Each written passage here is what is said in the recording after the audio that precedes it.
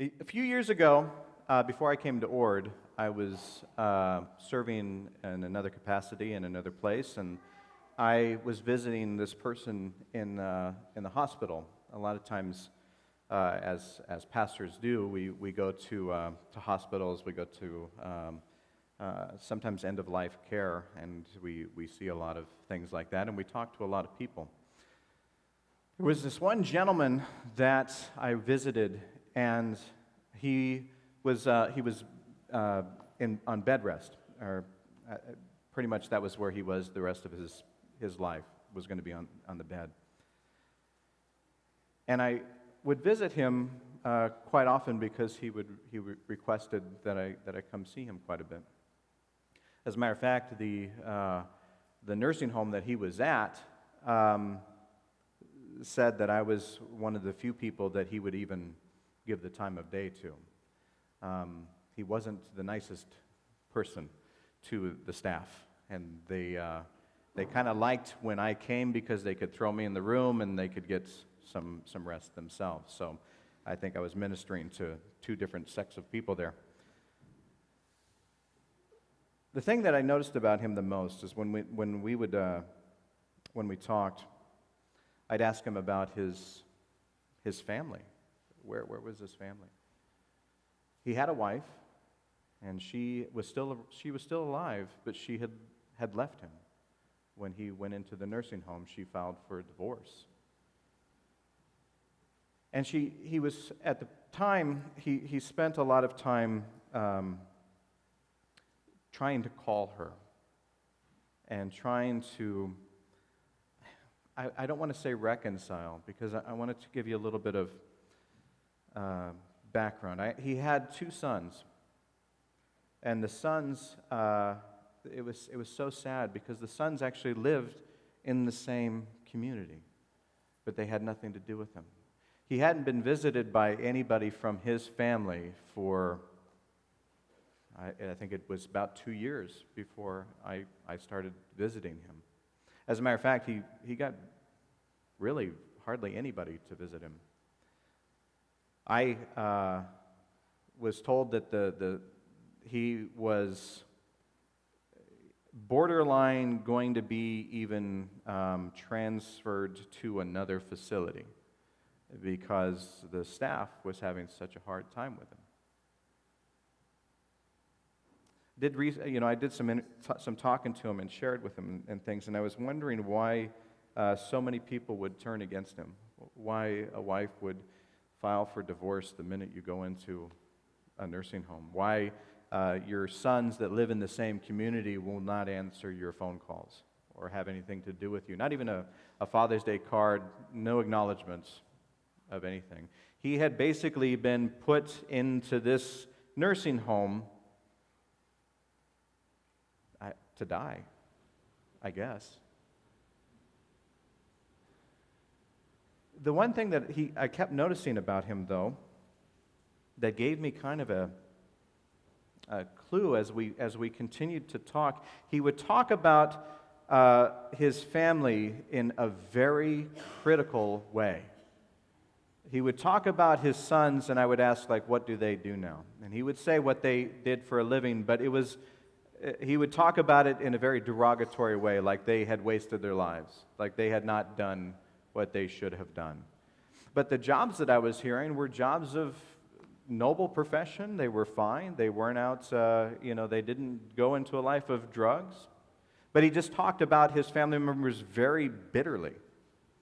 And everything that whenever I would come in and talk to him, I would say, how are things going? And the first thing that he would say are criticisms of the place that he was in. He would talk about how his window doesn't face anything worthwhile watching, how the thermostat in the room was always getting weird, how the staff was always never there on time. When he would hit the call button, they would never come and help him. How even the community calendar on the cable TV was out of date, and he was upset about that. Everything that he talked about was a criticism. Every person that he mentioned came with a judgment. And you just thought, this is what he's done to his family. He's criticized his sons so much and judged them so much that they left him. And he criticized his wife so much that she left him. As a matter of fact, he would call her, and she would not answer the phone, and he would leave very negative voicemails, because he would tell me about that he would leave these voicemails and criticize her and blame her for the state of the children and blame her for his own health, which I found out most of his health problems were because of life choices that he had done to himself.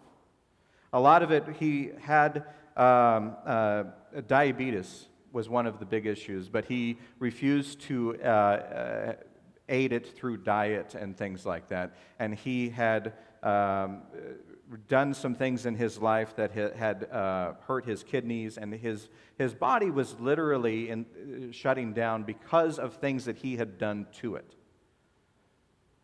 And yet he lies in this bed criticizing the world around him.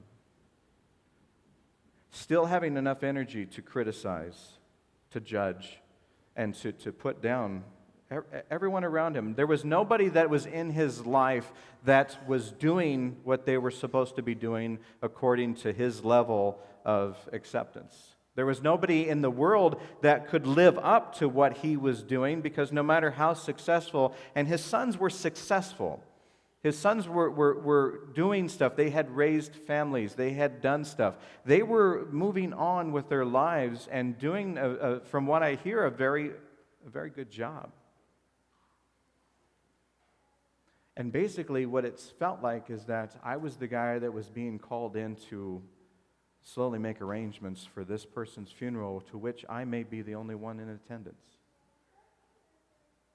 It was sad. It was very, very sad. And my thoughts go to him quite often, because I think about how we can be into a situation to where we really think that we are so self-righteous that we continue to criticize people and to put other people down that are different from us, or even to, as in his case, put down people that are alike and part of our family and those close-knit people, that support team, to just continue to throw these barrages of meanness and of judgment and just hurtfulness, to where you really you wound people so much that the only choice that they have is to walk away. I often thought about his wife and how she was in her single life now. If she was the same way as he was, or if it didn't sound like it, though. It sounded like she was actually quite passive from the stories that the nursing facility people would tell me, is that she was quite passive, and that this was to divorce him was actually they called it a big rite of passage for her, a big strength moment for her of regaining what she had left of her family and her life as well. And here was this poor man that had run out of chances. And it was sad, because he didn't know it or accept it. I talked to him about it. As pastor, a lot of times we get the nice job of telling people what they don't want to hear. And I'll tell you right now, that's a stinky part of the job, because we immediately can take a good situation and just turn everyone against you by telling them what they don't want to hear. Prophets, you wonder why prophets were usually stoned to death, burned, or hung on a cross. It's because they were annoying. That was really why. They kept saying the things that God wants them to say. People don't like it. They get annoyed by it, and they say, well, let's just kick them out of town and stone them to death. Luckily, that has not happened to me yet. It has come close. But I did talk to him about how the choices that he had made had led to this, and how possibly there could be reconciliation, at least in his heart, And he started to tell me about different things that he had done in his life. In rare moments, he would confess these things. And he had done some awful things. I mean, he had done stuff that was more hurtful to other people. He had done stuff that were very, very, very poor choices. And I started to kind of realize that because of those really bad choices that he had made when he was younger, it caused a time of reacting to that out of guilt. And sometimes out of guilt, what we do is we say, I can't bear to acknowledge what I have done, so I'm going to point at what you did to make myself feel a little bit better. And then we get into a habit of doing that. And it turns out his father did that to him. His father was not only verbally abusive, but quite physically abusive as well. He was not physically abusive to his kids. And anybody that's been abused of any kind, you know that to certain degrees, physical or verbal, they can both do very, very powerful damage to a person. And so this was the cycle that he was continuing, and it was only his children that said we were going to break that cycle. And the only way that they could break it was to separate themselves from this man who now lays in a hospital bed every day, watching cable, criticizing the world around him, and slowly dying alone. I felt bad actually when I was transferred to another church and wondered how he would be seen to and who would care for him and who would come and visit him. I prayed often that the person that was taking my job would see to that. But I knew that by doing that, I was also putting a little bit of a burden on that person. Because it's exhausting sometimes when you sit with somebody and all they do is fill the room with negativity. It's exhausting. Isn't it amazing how a negative person can really make you feel physically tired by the time that you're finished talking with them? Sometimes we do that to ourselves. Have you ever been in a bad way where you just feel terrible physically because you're so either depressed or down on yourself or things like that?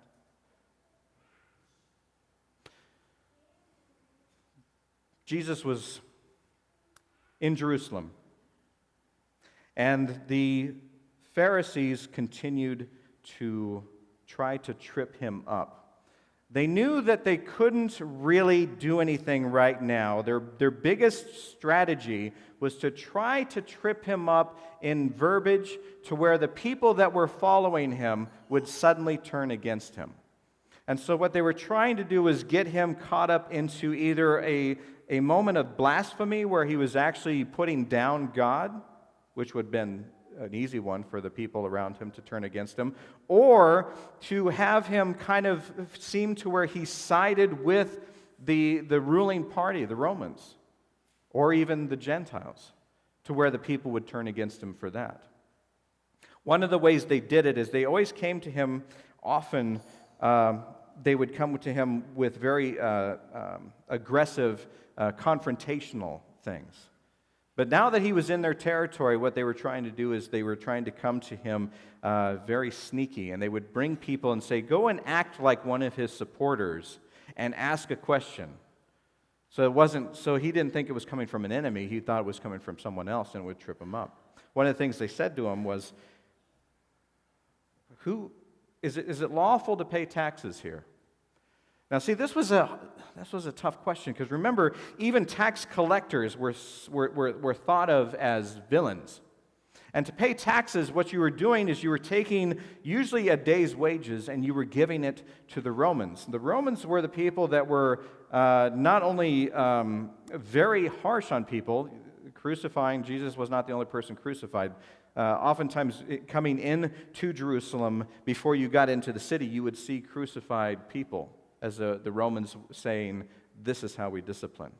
So if you're going to come into this place, just know that you better behave yourself because we're not messing around. So, was it lawful to pay taxes to this this group of people that were persecuting the very religious people that Jesus was leading. They knew that if Jesus said, yes, it is lawful to pay the Romans, that he would have people turn against him and say, he's a Roman. He's for this. He's for the pagans here.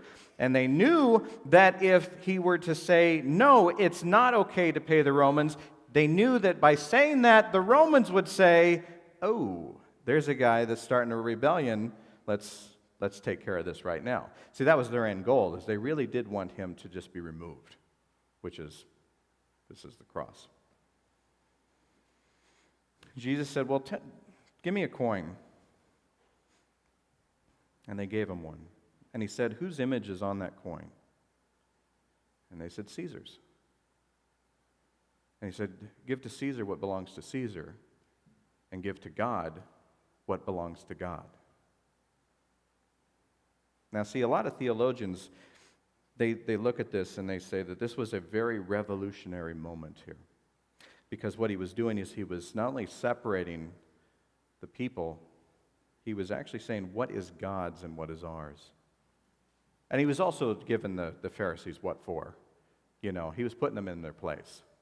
Because they couldn't say one way or the other. They had to acknowledge that this was Caesar's, give it to Caesar. But what's God's, give it to God.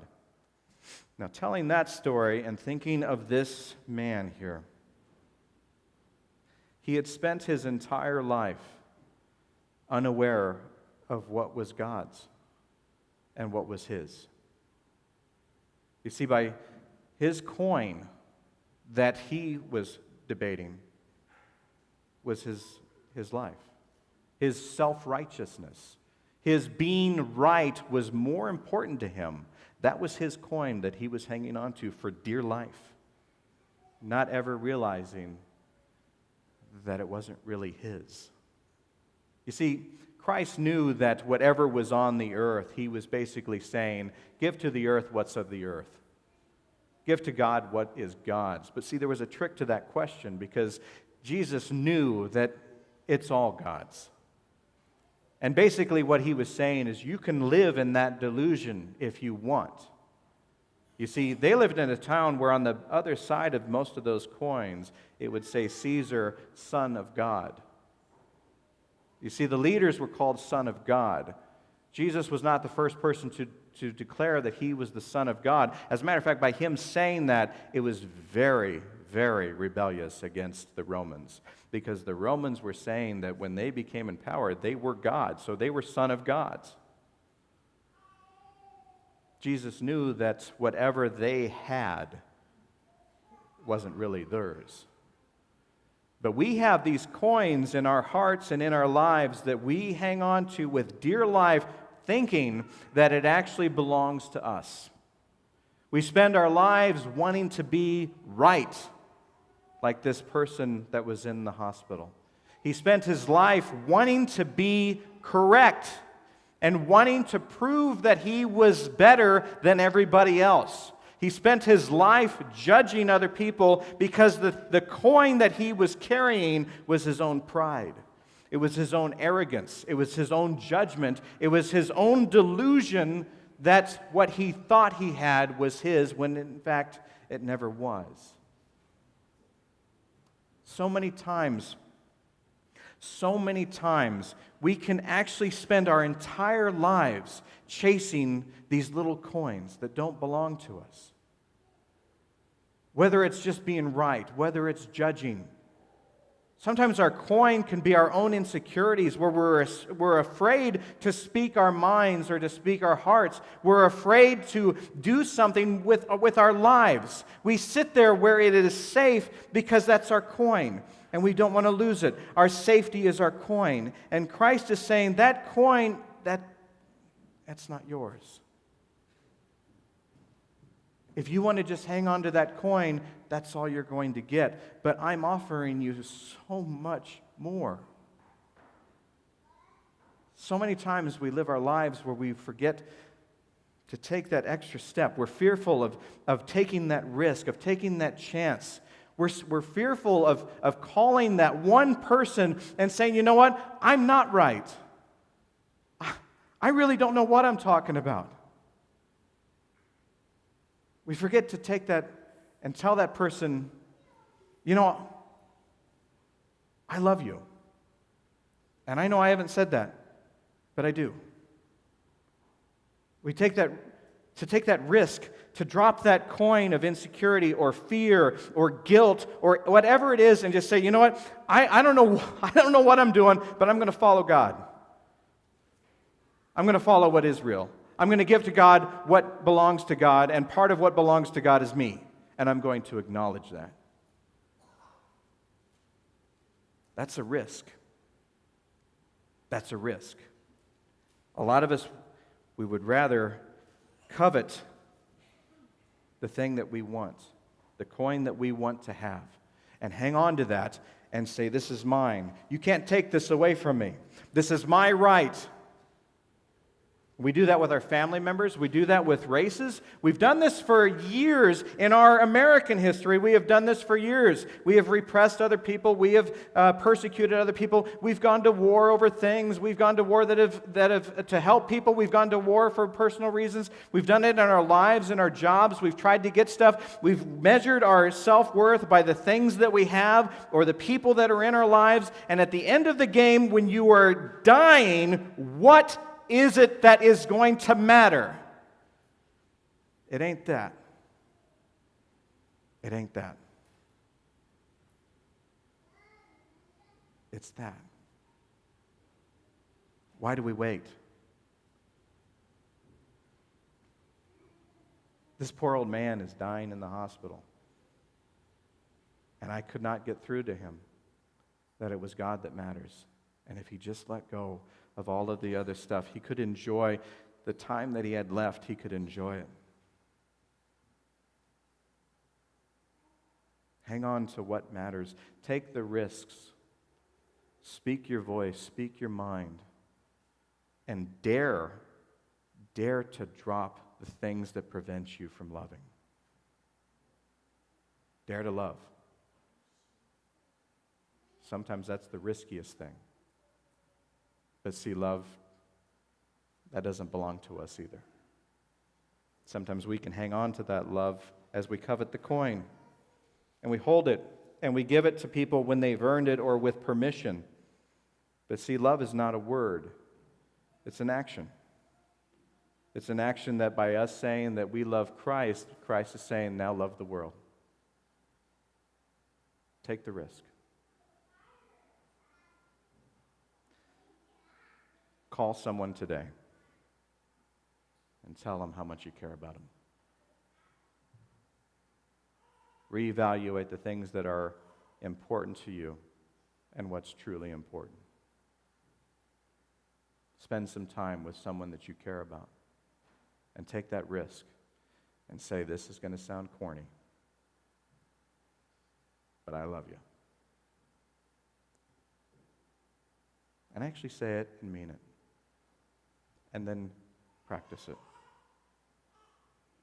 You'd be amazed at how many coins you'll forget you even had, and how much treasure will be gained in the long run. Would you pray with me?